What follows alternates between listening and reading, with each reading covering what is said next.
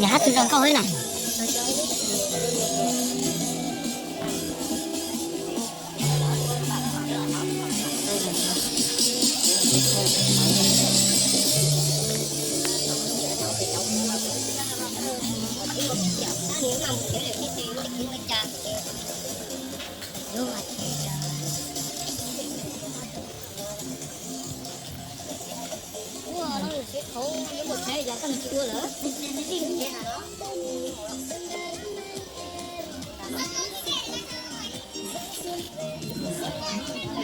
Chỉ là một cái này nó nữa chỉ sợ vàng hóa thể thao và du lịch Hà Giang thì nó lấy tôi mùa là áp chiếu ở mùa ảnh xưa.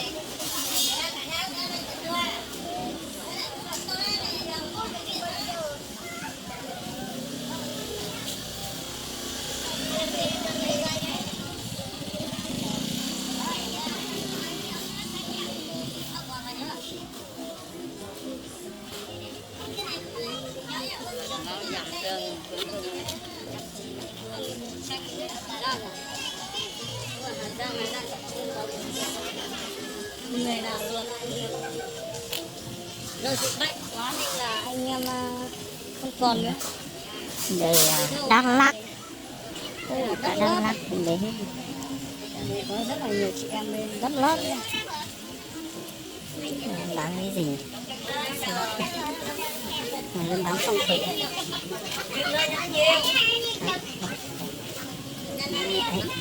này câu đó thì khi mà rất là sắp có thể tôi nhập mốc à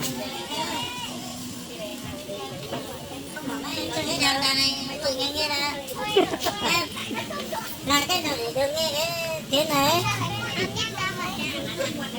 em đàn đi bây giờ thôi em ở Đắk Lắk đâu em ở Đắk Lắk mà bánh chưa sửa đến cái này bao giờ luôn. Cái này là cái quay gõ đây không? Không phải gõ này chứ, cái này chứ.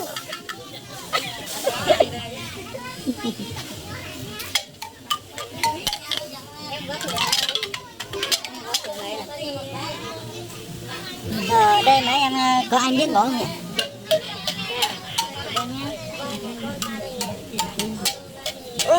Ơi em xin cái này thì phải lấy chứ nhỉ? Không lấy em lấy em này chứ. Cảm ơn em nhá. Anh là lấy hết luôn thì em là không được ăn rồi. Em phải theo hả?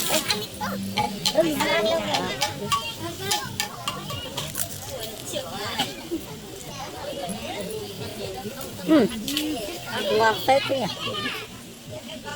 Đây là